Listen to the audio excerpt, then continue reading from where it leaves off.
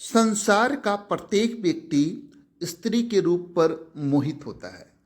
तो आज कथा सुनते हैं कामी पुरुषों को सर्वाधिक आकर्षित करने वाला भगवान का वह रूप जिसपे शिवजी जैसे महान भक्त भी मोहित हो गए। तो भगवान का मोहिनी मूर्ति अवतार पर शिवजी का मोहित होना आज की कथा है। तो कथा की शुरुआत करने के पहले हम लोग भगवान से प्रार्थना करते हैं। ओम नमो भगवते वासुदेवाय। नारायणं नमस्कृतं नरं चैव नरोत्तमं देवीं सरस्वतीं व्यासं ततो जयमुदीरये। जब शिवजी ने यह सुना कि भगवान हरि ने दानवों को मोह लिया देवताओं को अमृत पिलाते समय, तो यह सुनकर शिवजी बहुत उत्सुक हुए और अपनी पत्नी उमा के साथ प्रेतों को लेकर वो भगवान के स्त्री रूप देखने के लिए गए। तो जब वो भगवान के पास पहुंचे तो भगवान ने उनका अत्यंत सम्मान के साथ स्वागत किया और बैठ जाने के लिए कहा। अब यहाँ पर शिव जी जो भगवान का विधिवत पूजा किया और मुस्कुराते हुए उन्होंने बोला कि हे देवताओं के प्रमुख देव, सर्वव्यापी ब्रह्मांड के स्वामी, आप अपनी शक्ति से अपने को सृष्टि में रूपांतरित करते हैं। तो इस प्रकार उन्होंने भगवान का यथावत वर्णन, स्वरूप का यथावत वर्णन किया। और यहाँ पर सुखदेव गोस्वामी बताते हैं कि जब उन्होंने भगवान का ऐसा वर्णन किया यथावत, तो भगवान गंभीर होकर हंसे और उनका उत्तर इस प्रकार दिया। उन्होंने कहा कि जब असुरों ने अमृत घट छीन लिया तो मैंने उन्हें प्रत्यक्ष छलावा देकर मोहित करने के उद्देश्य से और इस तरह देवताओं के हित में कार्य करने के लिए एक सुंदर स्त्री का रूप धारण कर लिया। हे देवश्रेष्ठ, अब मैं तुम्हें अपना वह रूप दिखाऊंगा जो कामी पुरुषों द्वारा अत्यधिक सराहा जाता है। चूंकि तुम मेरा वैसा रूप देखना चाहते हो, अतः मैं तुम्हारे समक्ष उसे प्रकट करूंगा। सुखदेव गोस्वामी आगे बताते हैं राजा परीक्षित से कि ऐसा कहकर भगवान विष्णु जो हैं तुरंत ही अंतर्ध्यान हो जाते हैं और शिवजी उमा सहित वहीं पर चारों ओर आंखें घुमाते उन्हें ढूंढते रह जाते हैं। अब कथा शुरुआत होती है जब शिवजी ने गुलाबी पत्तियों तथा विचित्र फूलों से भरे निकट एक सुंदर जंगल में एक सुंदर स्त्री को गेंद से खेलते देखा। उसके कुल्हे एक चमचमाती साड़ी से ढके थे तथा एक करधनी से सुशोभित थे। और चूंकि वह स्त्री गेंद ऊपर तथा नीचे उछल रही थी, अतएव जब वह उससे खेलती तो उसके स्तन हिलते थे और जब वह अपने मूंगों जैसी लाल मुलायम पावों से इधर उधर चलती तो उन स्तनों के गुरु भार से तथा फूलों की भारी माला से उसकी कमर प्रत्येक पग पर टूटती हुई प्रतीत हो रही थी, मतलब कमर लचक रही थी। उस स्त्री का मुखमंडल विस्तृत तथा सुंदर था और चंचल आंखों से सुशोभित था और वह अपने हाथों द्वारा उछाली गई गेंद के साथ घूम रही थी। उसके कानों के दो जगमगाते कुंडल उसके चमकते गालों पर सांवली छाया की तरह सुशोभित हो रहे थे और उसके मुख पर बिखरे बाल उसे देखने में और भी सुंदर बना रहे थे। जब वह गेंद खेलती तो उसके शरीर को ढकने वाली साड़ी ढीली पड़ जाती और उसके बाल बिखर जाते। वह अपने सुंदर बाएं हाथ से अपने बालों को बांधने का प्रयास करती और साथ ही दाएं हाथ से गेंद को मारकर खेलती जा रही थी।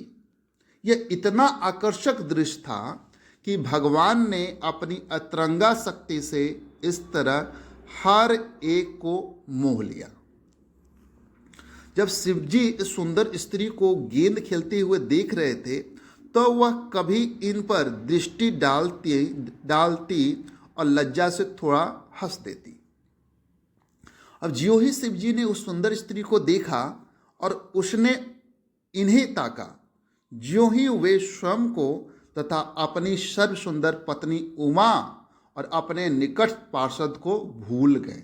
देखिए कि साथ में पत्नी उमा है और पार्षद है, उस सब के सब भूल कर वो आकर्षित हो गए। जब गेंद उसके हाथ से उछलकर दूर जा गिरी तो वह स्त्री उसके पीछा करने लगी, किंतु जब शिवजी इन लीलाओं को देख रहे थे तो अचानक वायु उसके सुंदर वस्त्र तथा उसकी करधनी को जो उसे ढके हुए थे उड़ा ले गई। इस प्रकार शिवजी ने उस स्त्री को देखा जिसके शरीर का अंग प्रत्यंग सुगठित था, और इस सुंदर स्त्री ने भी उनकी ओर देखा। अतएव यह सोचकर कि वह स्त्री उनके प्रति आकृष्ट है, शिवजी उसके प्रति अत्यधिक आकृष्ट हो गए। उस स्त्री के साथ रमन करने की कामेच्छा के कारण अपना विवेक खोकर शिवजी उसके लिए इतने पागल हो उठे कि भवानी की उपस्थिति में भी उसके पास जाने में तनिक भी नहीं हिचकिचाए। वह सुंदरी पहले ही नंगी हो चुकी थी, और जब उसने देखा कि शिवजी उसकी ओर चले आ रहे हैं तो वह अत्यंत लज्जित हुई, और इस तरह वह हंसती रही, किंतु उसने अपने आप को वृक्षों के बीच छिपा लिया। वह किसी एक स्थान पर खड़ी नहीं रही। शिवजी की इंद्रियां विचलित थी और वे काम वासनाओं के वशीभूत होकर उसका पीछा करने लगे, जिस तरह कोई कामी हाथी हथनी का पीछा करता है। तेजी से उसका पीछा करते हुए शिवजी ने उसके बालों का जुआ पकड़ लिया और उसे अपने पास खींच लिया। फिर उसके न चाहने पर भी उन्होंने अपनी भुजाओं में भरकर उसका आलिंगन कर लिया। जिस तरह हाथी हथनी का आलिंगन करता है, उसी तरह वह स्त्री जिसके बाल बिखरे थे शिवजी द्वारा आलिंगित होकर सांप की तरह सुरकने लगी।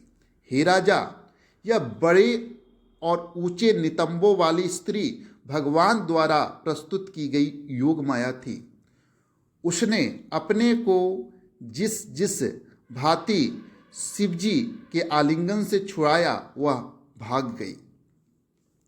शिवजी भगवान विष्णु का जो आश्चर्यजनक कार्य करने वाले हैं और जिन्होंने मोहिनी रूप धारण कर रखा था, ऐसा पीछा करने लगे जैसे वे काम वासना रूपी स्त्री द्वारा सताए गए हों।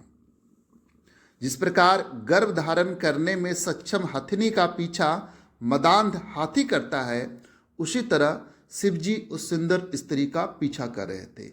यद्यपि उनका वीर व्यर्थ में स्खलित नहीं होता, किंतु इस अवसर पर उनका वीर स्खलित हो गया, और पृथ्वी पर जहाँ जहाँ महापुरुष शिवजी का वीर गिरा, वहीं वहीं बाद में सोने तथा चांदी की खाने प्रकट हो गई।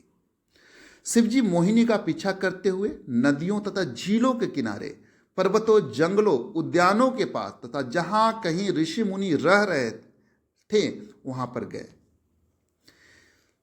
जब शिवजी का वीर पूर्णतः स्खलित हो गया तो उन्होंने देखा कि वह किस प्रकार भगवान द्वारा उत्पन्न माया के द्वारा वशीभूत हो गए, और इस तरह उन्होंने अपने आप को माया द्वारा और अधिक अधिक वशीभूत होने से रोका। इस प्रकार शिवजी को अपनी तथा असीम शक्तिमान भगवान की स्थिति का बोध हो गया। इस ज्ञान को प्राप्त होने पर उन्हें तनिक भी आश्चर्य नहीं हुआ कि भगवान विष्णु ने किस अद्भुत विधि से उन पर माया का जाल फैलाया था। शिवजी को अविचलित एवं लज्जा रहित देखकर भगवान विष्णु अत्यंत प्रसन्न हुए। तब उन्होंने अपना मूल रूप धारण किया और वे इस प्रकार बोले, हे देवताओं में श्रेष्ठ, यद्यपि तुम मेरे द्वारा स्त्री रूप धारण करने की मेरी शक्ति द्वारा अत्यधिक पीड़ित हुए हो, किंतु तुम अपने पद पर स्थित हो, अतएव तुम्हारा कल्याण हो। हे प्रिय शंभु, इस भौतिक जगत में तुम्हारे अतिरिक्त ऐसा कौन है जो मेरी माया से पार जा सके। सामान्यतः लोग इंद्रिय भोग में आसक्त रहते हैं और इसके प्रभाव में फंस जाते हैं। निस्संदेह उनके लिए माया के प्रभाव को लांघ पाना अत्यंत कठिन है। या भौतिक बहिरंगा शक्ति, माया शक्ति जो सृष्टि में मुझे सहयोग देती है और प्रकृति के तीनों गुणों में प्रकट होती है, अब तुम्हें मोहित नहीं कर सकेगी। और इस प्रकार भगवान शिव जी की प्रशंसा करते हैं और शिव जी उनकी परिक्रमा करते हैं और उनके अनुमति लेकर शिव जी अपने गणों सहित अपने धाम कैलाश को लौट जाते हैं। तो यह कथा थी जब एक तरुण स्त्री का रूप धारण करके तथा असुरों को मोहित करके भगवान ने अपने भक्तों अर्थात देवताओं को क्षीर सागर के मंथन से उत्पन्न अमृत बांट दिया। तो यहाँ पर कहते हैं कि हम लोग सब लोग भगवान उस भगवान के को जो अपने भक्तों की इच्छाओं को सदा पूरा करते हैं, सादर नमस्कार अर्पित करते हैं। तो वैदिक कथामृत में बने रहने के लिए आपका स्वागत, आपका बहुत बहुत धन्यवाद। तो इस तरह की कथा में बने रहने के लिए आप वैदिक कथामृत से जुड़े। हरे कृष्णा।